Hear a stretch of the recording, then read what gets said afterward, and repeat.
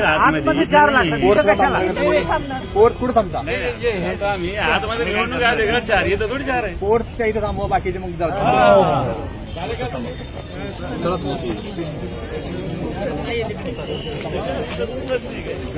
थांबव चला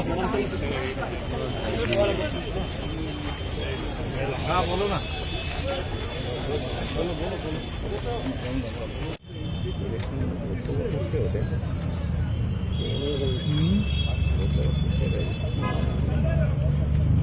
अच्छा पत्रकार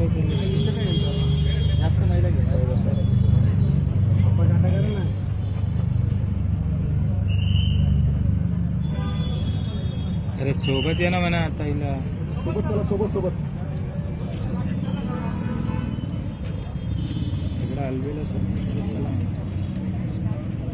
एक थांबा ना 2 मिनिटं इकडे फक्त हा बस बस आहे तू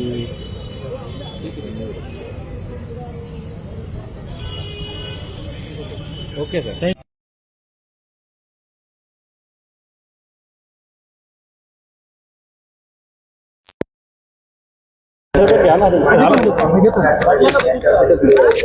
तुमचं एकच बघू सगळ्यात बघू काय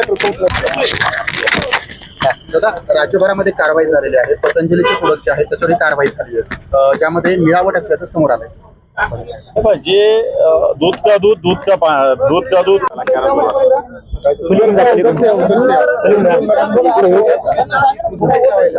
मोठा आवाज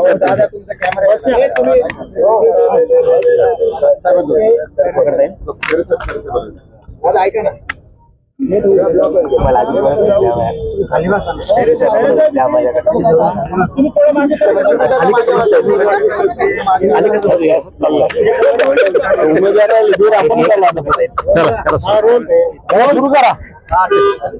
महाविकास आघाडीकडून फॉर्म भरलाय काय? महाविकास आघाडीच्या वतीनं संभाजीनगर जालना या मतदारसंघातून जिल्हा परिषदेच्या माजी अध्यक्षा शिवसेनेच्या देवयानीताई डोणगावकर यांचा फॉर्म भरण्यात आलेला आहे आणि निश्चित या निवडणुकीत आम्ही चांगल्या पद्धतीनं लढत देऊ.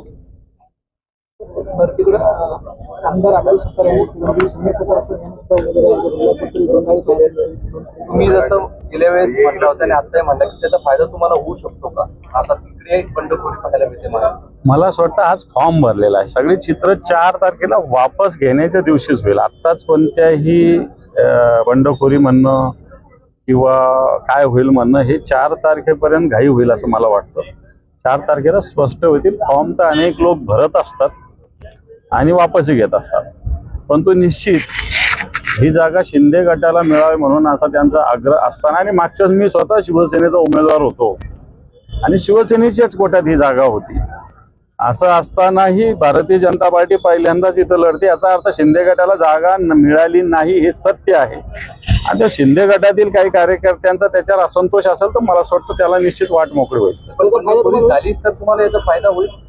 त्यांच्या बंडखोरी होईल ना होईल त्याच्यावर आम्ही उभे नव्हत.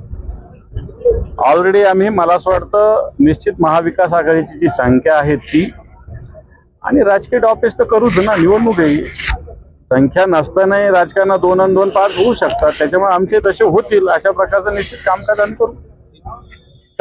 आज आपले